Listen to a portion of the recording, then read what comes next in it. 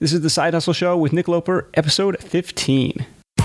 Welcome to the Side Hustle Show, where aspiring part-time entrepreneurs learn how to turn their side hustle dreams into reality. Because your 9 to 5 may make you a living, but your 5 to 9 makes you alive. And now, your host, Nick Loper. Hey everybody, Nick Loper here. Welcome to the Side Hustle Show. This is episode 15, and I've got to warn you, it's a good one. John Dumas is here from Entrepreneur on Fire, and we're going to talk all about podcasting as a side hustle business. And before we get into it, because I know there's going to be some pushback on this, I wanted to share a little bit about my journey as a podcaster, even though it's been just a few months. So when I started, I didn't really know what to expect.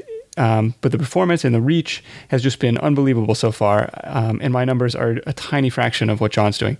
I've had the opportunity to talk to thousands of people I never otherwise would have through the show. And I'm really, really grateful for that amazing new exposure for my work and just the opportunity that podcasting has presented. Each week I'm getting messages from listeners. And it's just an awesome feeling. I highly recommend it, even though it takes some time to produce and there hasn't been any income from it just yet. But I know the monetization or the income potential is definitely at the top of everyone's mind. So we're going to talk about that in detail with John during the interview. But I mean, I've just had the chance to meet some amazing and inspiring entrepreneurs and help share their story with Side Hustle Nation. And like I detailed in my blog post earlier this week, the show costs less than $100 to start, and so it's just an investment in my brand. I couldn't be more excited with how it's gone, and on top of that, it's just been a ton of fun to get it going so far. So, with that, let's get John on the line. All right, on behalf of Side Hustle Nation, it's my privilege to welcome John Dumas to the show, and I'm going to steal from him for 1 second. John, are you ready to ignite? Nick, I am on fire. Yeah, I had a feeling you were going to say that. All right, John is the hardest working man in radio. As the host of Entrepreneur on Fire, this guy puts out a new podcast episode every single day, 7 days a week, with some of the biggest names in the entrepreneurial world. We're talking people like Seth Godin, Tim Ferriss, Gary Vaynerchuk, and hundreds more. If you're not familiar with the show, if you've been living under a rock or something, you owe it to yourself to check it out. So John and I met briefly at the World Domination Summit, and he's doing some serious world domination of his own. Entrepreneur on Fire is heard by listeners in 145 countries around the world. John is on a mission to inspire millions, and he's completely crushing it with sponsorship dollars, book sales, and now a private mastermind community. He's pumping massive value out into the world and getting paid back handsomely to the tune of $18K a month, and it continues to grow. But a little over a year ago, it was all just an idea. We're going to learn about John's journey and see if podcasting might be a worthwhile side hustle business for you. So John, let's kick things off with the 2-minute version of what led to this point, how you got here, and what made you want to start a podcast in the first place. Well, wow, you're giving me 2 minutes because I'll tell you, I can say a lot in 2 minutes. I grew up in the state of Maine, Nick. I was born and raised in southern Maine specifically. Went to college on an ROTC scholarship, meaning that the Army paid for me to go to college. And that sounds pretty sweet, right? But you do owe them a little something after that. I had to spend 4 years. No strings attached, right? active duty and then 4 years in the reserves. And I did graduate and was commissioned as a second lieutenant in 2002, May specifically. And for everybody out there, I'm sure we all remember 9/11 of 2001. So I was actually the first class to be commissioned post 9/11. So we all knew that as Army officers that we were about to have a pretty serious tour of duty, so to speak. And sure enough, less than a year later, I was in Iraq. I spent 13 months in Fallujah, Al-Ramadi, Habaniya as an armor tank platoon leader, which basically means 4 tanks, 16 men under my commands. Let's go knock some buildings down. And that was my life for over a year. But then I got back. I wound down my active duty Army experience, tried a bunch of different things in the real world, law school, commercial real estate, residential real estate, corporate finance. I tried a tech startup in New York City. All a lot of fun. But finally, 2012, after trying all these things and not resonating with any of them, Entrepreneur on Fire, that aha moment happened to me while I was in a car. I decided to launch this podcast 7 days a week about 13 months ago. And I actually specifically launched the podcast first episode live on September 20th. So we're at about month 10 right now. Wow. So what particularly got you excited about this publishing medium? Well, first off, I want to say that was 2 minutes and 5 seconds. So good timing. I wasn't even timing you. I always loved podcasts, Nick, because I loved the on-demand, the free, the targeted, the passionate content that you could get whenever you wanted to, whether you were in a car, then you can press pause, and you can go on a jog and pick it right back up. Then you can hit the gym or go walk the dog or be folding your laundry, and it's always on demand. And with smartphones, it's literally always in your pocket. The last place you left off, you can go for it. So I became addicted to podcasts. I couldn't be in traffic, rush hour in the morning by myself without podcasts, because it just made life so bearable, and it made life without podcasts so unbearable when it did happen. It was like I did not mind rush hour traffic at all. Sometimes I actually preferred it because I got to listen to more podcasts. And when I ran out, I said, whoa, there's other people out there like me who listen to podcasts every day when they drive to work, then when they hit the gym, when they go for runs, what have you. And they must be running out of content too, because everybody's only producing a once a week podcast. Where's that daily podcast? Guilty. Yeah. I said, you know what? I'm not going to be that person that just complains about it. I'm going to do something. I'm going to be an entrepreneur, and I'm going to fill that niche. I'm going to fill that void. So that's where the idea was born, Nick. And I went out. The first thing that I did, the best thing that I did, was I hired a coach, a mentor, Jamie Tardy, the eventual millionaire. Okay. And she took me down that road. Very good. So there's a little bit of investment in the coaching. Well, let's be transparent here. I mean, I'm all about transparency. I'm all about sharing numbers, sharing everything, monetization, costs, what have you. Okay. So Jamie Tardy was $1,000 a month. She was not cheap as a coach. Wow. She came with a lot of skills. She was a very busy person, so her time was valuable. I was willing to invest in myself and pay for that.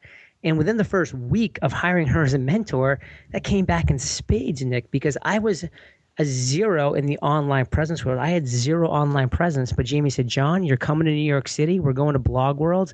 I'm keynote speaking. I'll introduce you to everybody. So we went down to Blog World, New York City. She introduced me.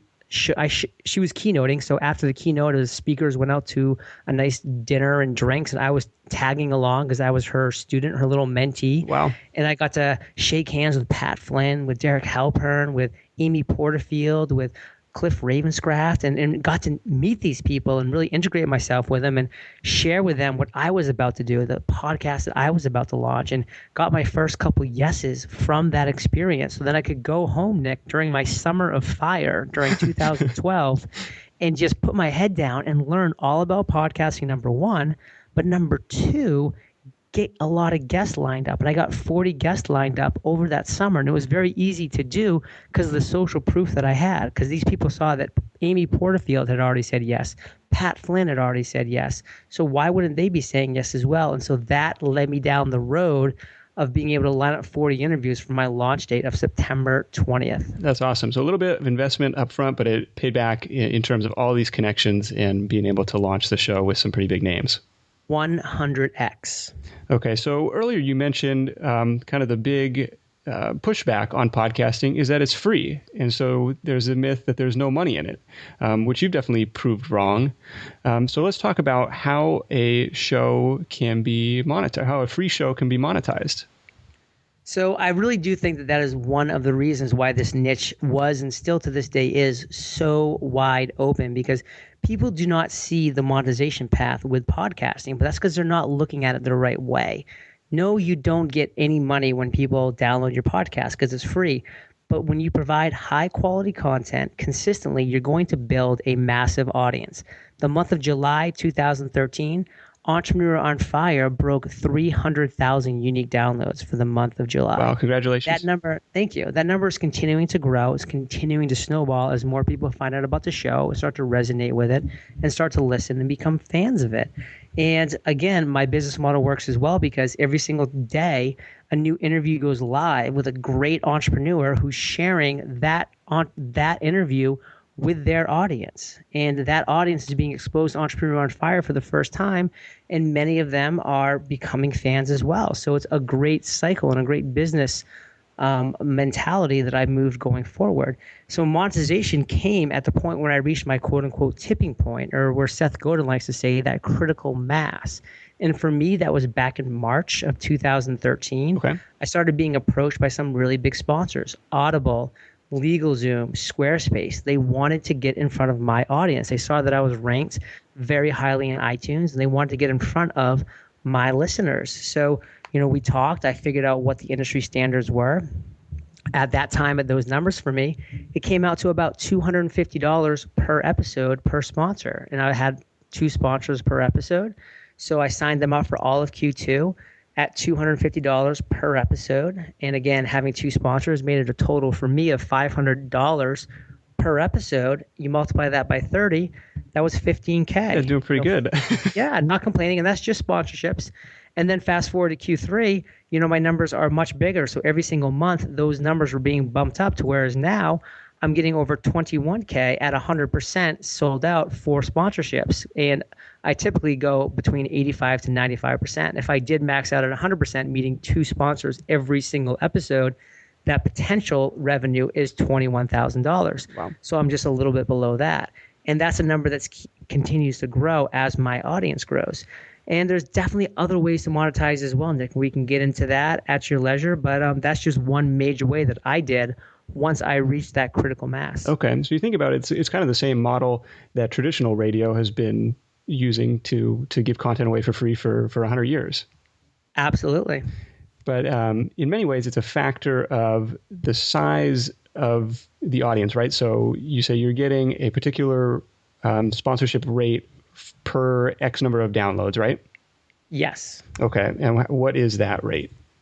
So this is something I'd be more than happy to send to you, Nick. You can put it on the show notes page because there'll be a lot of numbers coming out of my mouth right now. Sure. But my rate chart kind of does just lay it out. So anybody that wants to check it out on Nick's show notes page, tune in after the episode or just go to whatever domain that he wants to toss this on. But Nick, what it is it's pretty much a pre-roll and a mid-roll for all sponsors. And what a pre-roll is 15 seconds at the top of the show. That's when you'll hear me go, hey guys, another episode of Entrepreneur on Fire. I want to thank our sponsor, Audible. Audible will give you a free audiobook if you go to audiblepodcast.com/fire. Go check out the book by Seth Godin, The Icarus Deception. It's awesome.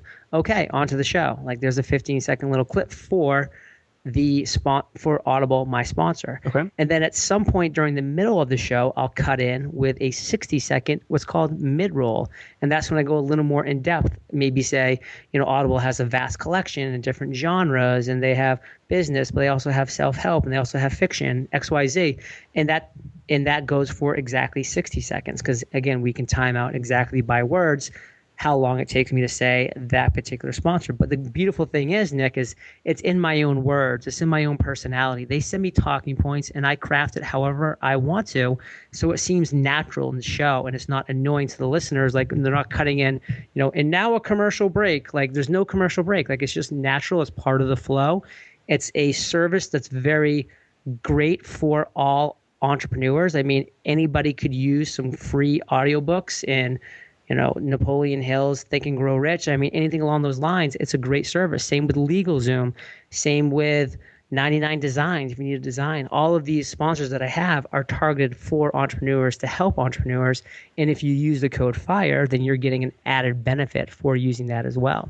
Right. It's a perfect fit for your audience. It's not like some random commercial for company XYZ. It's legitimate stuff that would be helpful to entrepreneurs, specific like Audible, right? It's like somebody who's already consuming audio content, so it's perfect.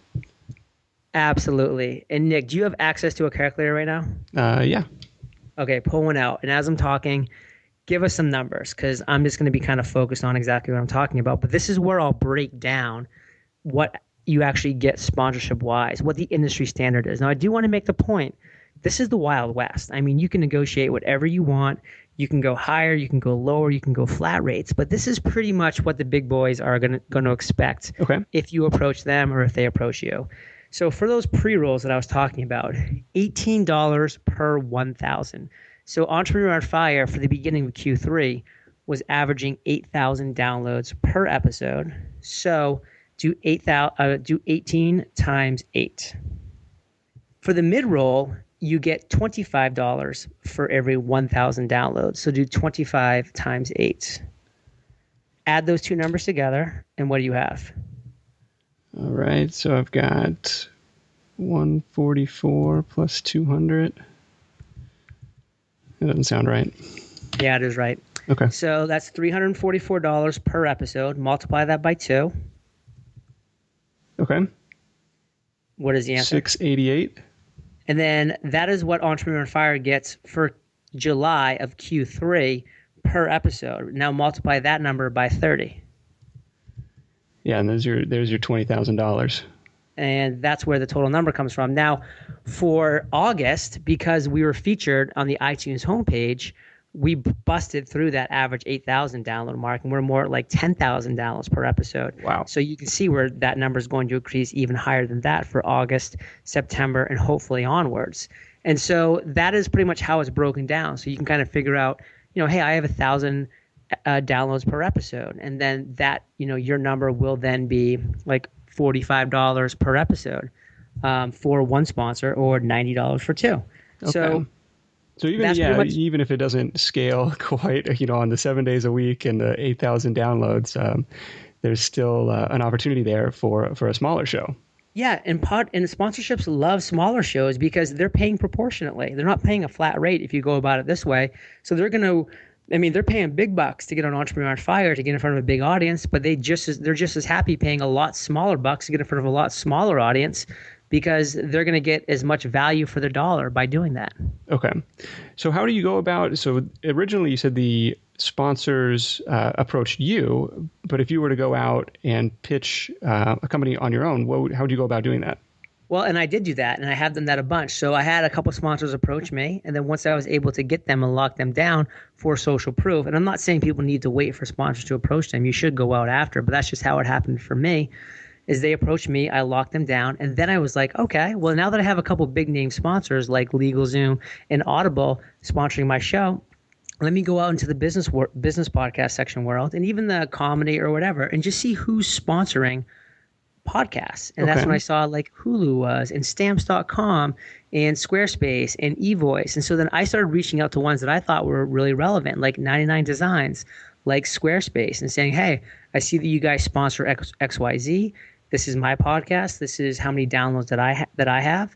And I'd love to have a conversation. And somebody at that company would contact me. We'd have a nice chat. And 9 times out of 10, I guess it's better to say 90% of the time, we decided it was a good fit and they would become sponsors. It was really that easy. And to really do that, you just go to any of these companies' homepages and you scroll to the very, very bottom, and you see either like the affiliate or the partner with us or work with us, anything along those lines. That's the section of people that they do strategic partnerships with. And so you find that area of the company and you can start up that conversation. Okay. So let's talk about, so that we covered sponsorships, and that's, some pretty exciting stuff, but driven kind of on the size of the audience. So let's talk about what else you're doing. So you've got a book out on Kindle on creating a podcast.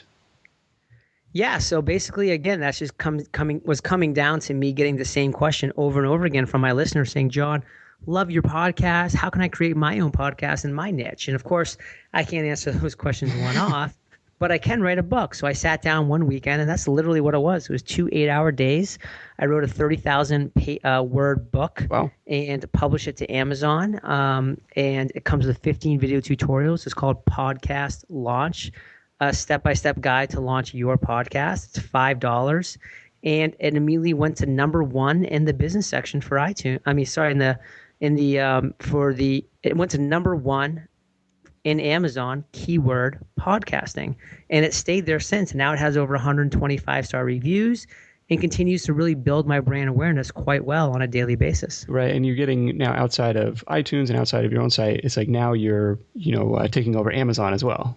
Yes, the Be Everywhere approach by Pat Flynn. Love it. Yeah. And then the latest venture is Fire Nation Elite. Can you tell us a little bit about that and how that's working for you?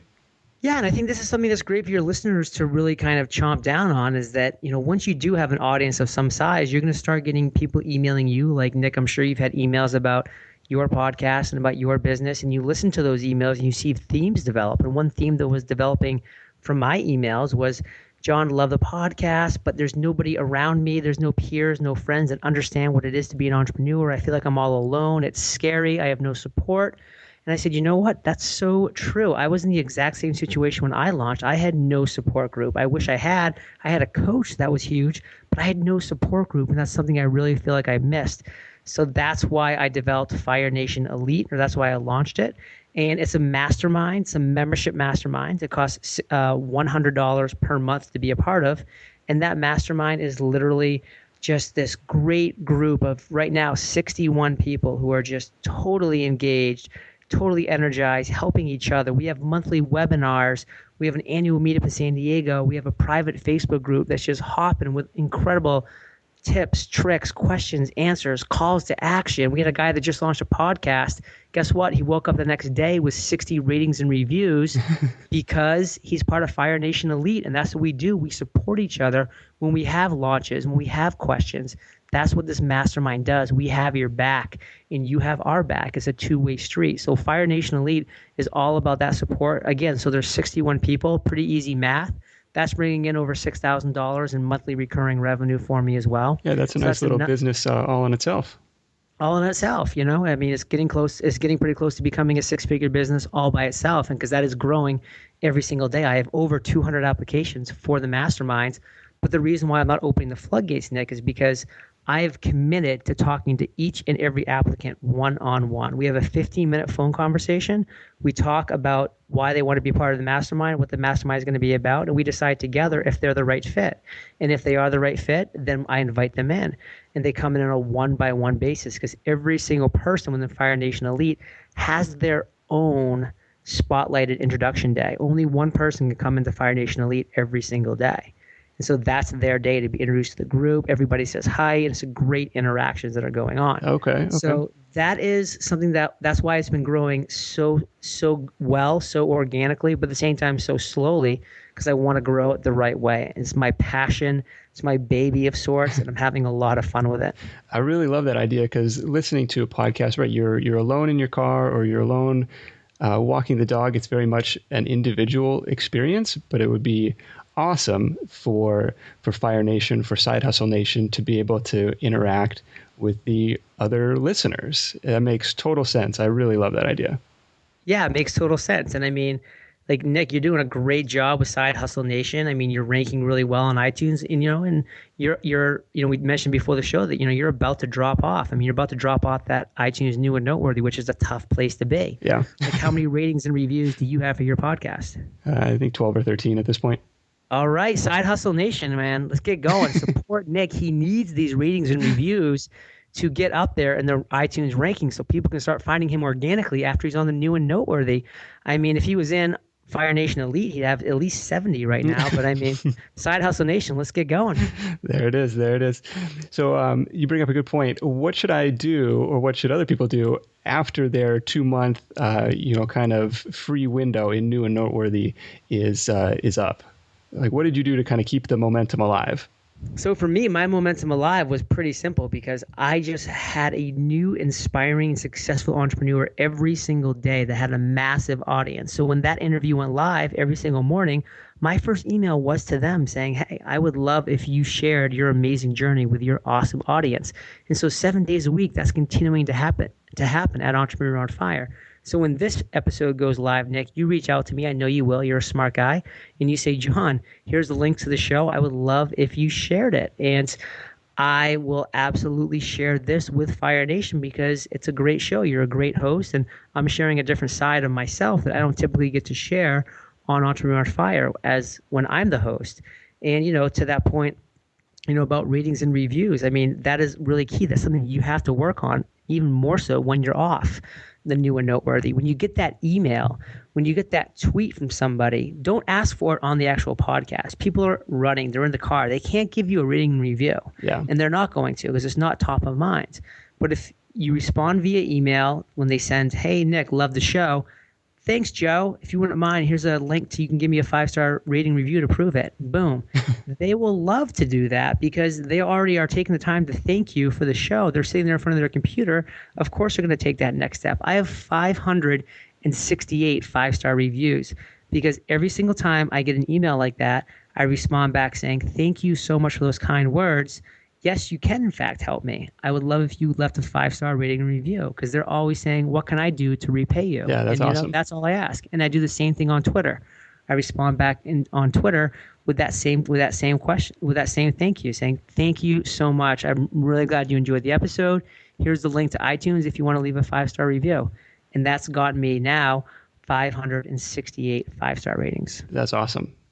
So let's talk about the time commitment to produce a podcast. So I've, it's a really inexpensive, project to start. I got started for less than $100, but the biggest expense is just time. It takes me probably 3 or 4 hours to, set up an interview, record it, edit it afterwards, and put all the notes together. And so how are you finding the time to do this like every single day? Or, what kind of systems do you have in place to make that happen? Well, this might make you feel a little bad once I explain to you exactly how I do it because I do 8 interviews every single Monday, Nick. Every single Monday, I'm doing 8 interviews. I'm starting at 8 a.m. and I'm doing an interview every hour until I'm done. Yeah, and I would lose my voice. Then I edit the interviews and then I go to bed that night exhausted, but I wake up Tuesday morning, done my entire week's worth of interviews in one day, and give me the rest of the week to focus on other things, to do interviews like this, to interact with Fire Nation Elite, to create products and services. So it's all about batching. Tasks will expand to the time that you allot them.